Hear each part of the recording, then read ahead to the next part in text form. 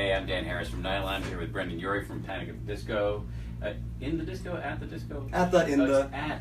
The prepositions are. Cindy said in, and I got confused. It's that New Jerseyan. Yeah, we just did a joint interview with Cyndi Lauper, who wrote the music for Kinky Boots, in which you are starring right now. Yeah. So we asked some folks for questions for you, and we got, I think, 4,000 or something like that. Some crazy amount of questions.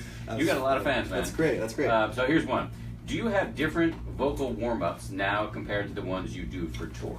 I do, and I'm gonna definitely carry over from what I've learned from this into the rock world, because what I had taught myself over the last decade, it wasn't totally different, but there's new things that I've picked up now that have saved me for the show. Doing 8 shows a week, doing so many songs, and it's mostly the talking in the show that just kills your larynx and your throat. But yeah, there's definitely new stuff I've learned. Pulling my tongue out, there's like a whole thing. Pulling your tongue out? Yeah, that's like one of the things. You pull out your tongue while you're doing warm-ups, and it's supposed to get it away from your. It's really bizarre. It must look pretty weird. It looks awesome.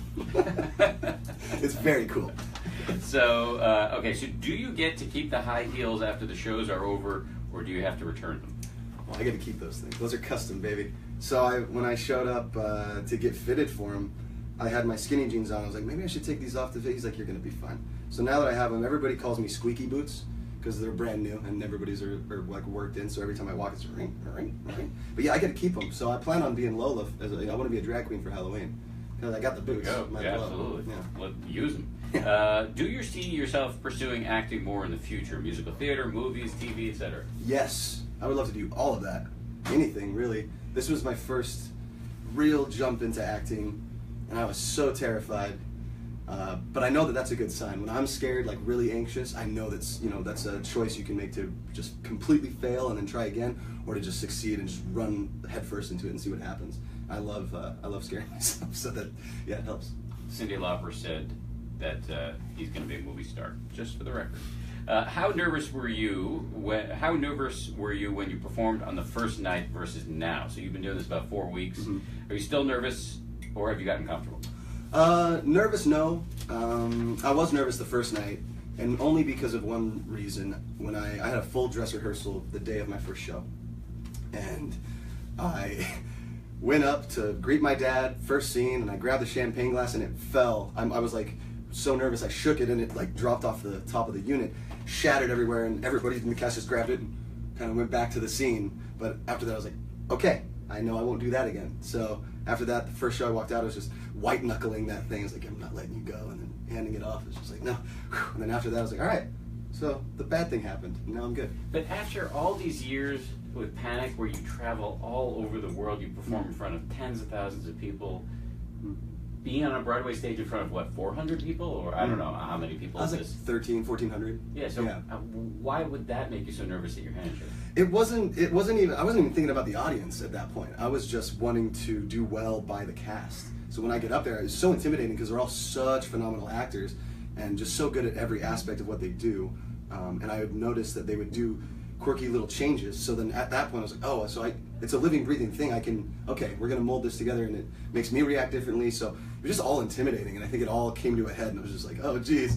Didn't know what was happening, but that's just my anxiety disorder. By all accounts, well, your anxiety disorder, well, it comes and goes, but it was fun. And live theater, it's kind of funny if something like that happens, because Charlie Price's character is supposed to be that bumbling, unfocused, freaked out guy all the time. It's funny you say anxiety disorder. I don't know if you're kidding about that. No, I actually have anxiety disorder. So, I mean, I think it's really brave and important for somebody in your position to be able to talk about that openly.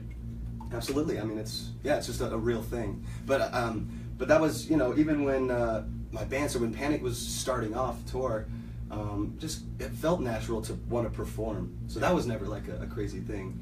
And then this was so brand new to me, such a new thing, that, like I said, just being around all the people in the cast and having been a fan of the show, it's a little daunting. It's like being around Cyndi talking about music, and you're just like, what is happening right now? Yeah. This is so surreal. It was just like everything, compiled into one emotion, and then you're just like, what? I don't know what's going on. Just throwing a champagne glass everywhere. Could have been worse. Could have been much worse.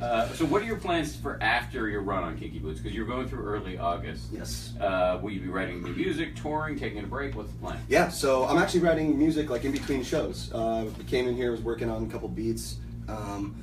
Yeah, when I'm done here, August 6th is my last show, and then I'm going back to LA to start Frankensteining all my ideas into whatever an album could be.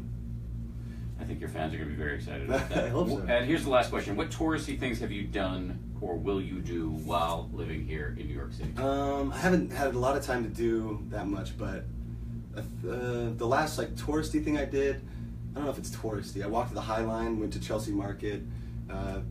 That place is dangerous because you can just walk through and just get so full. I get sick. Just ice cream, tacos, pork sandwiches, just like everything. I've fallen into that trap myself. It's an easy trap to fall into. But then you walk it off in the High Line. Yeah.